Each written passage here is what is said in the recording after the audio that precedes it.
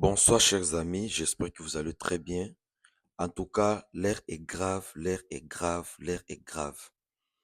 La situation de l'Est du pays ne sent pas très bon. Le président de la République doit vraiment mobiliser toute l'armée pour défendre le pays.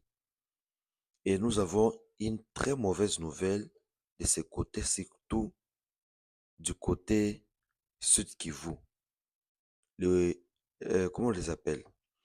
Les, les M23 avec son maître Kagame ont déjà eu l'idée d'aller récupérer Uvira, Baraka pour aller vers Kalemi et à partir de Kalemi, prendre le Grand Katanga.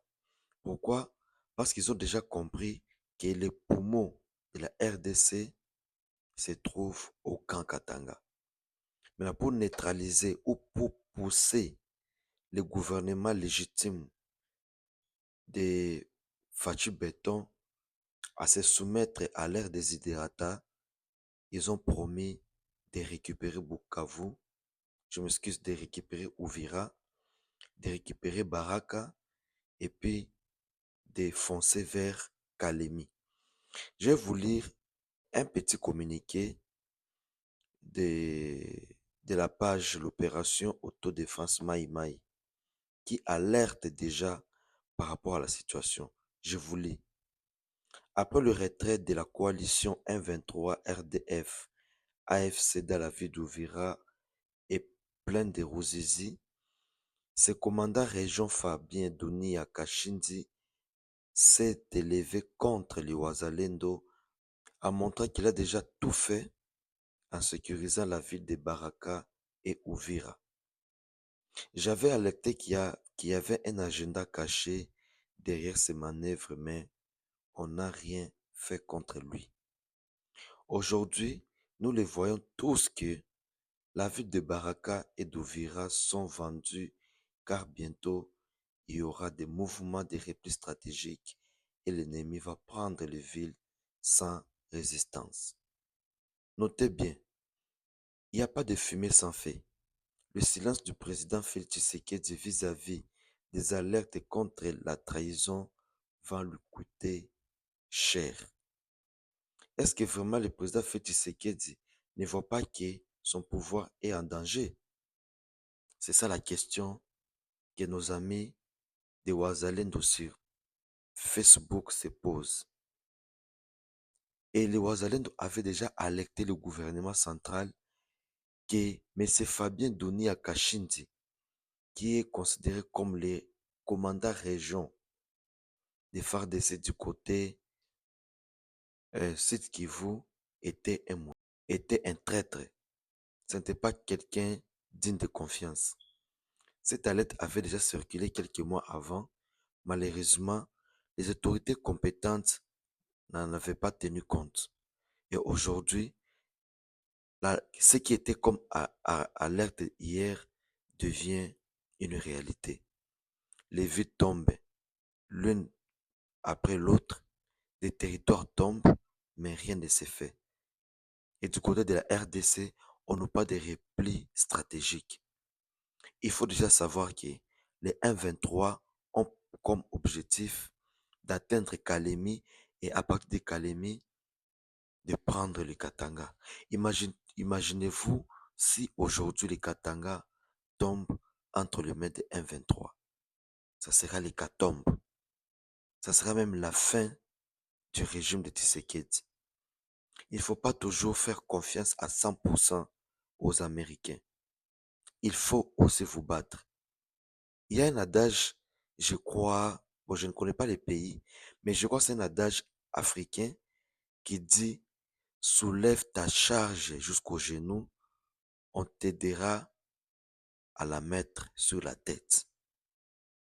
Donc, nous-mêmes, nous avons l'obligation de prendre notre charge du sol jusqu'au genou. Et les Américains maintenant vont nous aider à la mettre sur la tête. Mais ce qui se passe sur le terrain, c'est le contraire. On ne fait absolument rien. C'est le moment de Félix Tshisekedi de refonder une armée républicaine qui pourra défendre notre pays en âme et conscience. Mais dans la partie, ça ne se passe pas. L'armée qu'avait laissé Kabila, c'est la même armée que Fachi continue à utiliser. Et pourtant, pendant les 8 ans ou les 7 ans du règne qu'il a depuis 2019, il pourrait refonder l'armée. Un pays comme la RDC avec plus de 120 millions d'habitants, on n'a même pas 200 000 militaires. Et pourtant, un pays pareil devait avoir au minimum 1 million ou 1 million 200 000 militaires. Même pas 1% de la population congolaise s'est donnée à l'armée. Même pas. Parce que nous sommes 120 millions. Bon, à peu près 1%. À peu près 1% ou 1% et demi. Et pourtant, normalement, on devait avoir au moins 10% des Congolais dans l'armée pour défendre notre pays.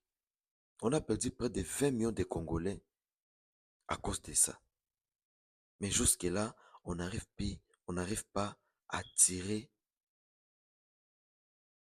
des leçons par rapport à tout ce qui était arrivé à notre pays.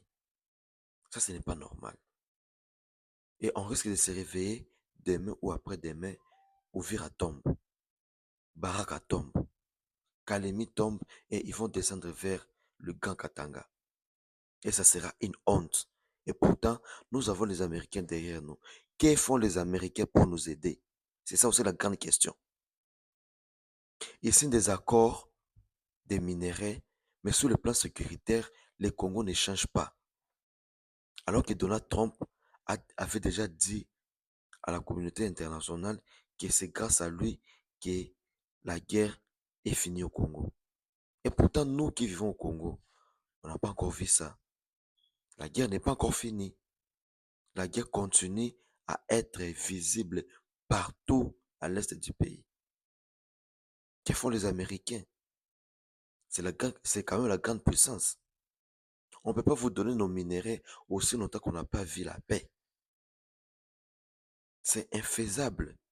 C'est vraiment infaisable. Donc le gouvernement central doit se réveiller. Si la situation continue à persister comme ça, je vous jure, on va commencer à perdre nos territoires, on va commencer à perdre nos villes et les pouvoirs risquent de basculer du côté de la rébellion. Parce qu'on doit quand même se dire la vérité. De l'autre côté, nous dormons beaucoup et alors beaucoup. Ce n'est pas bien. En tout cas, ce n'est pas bien.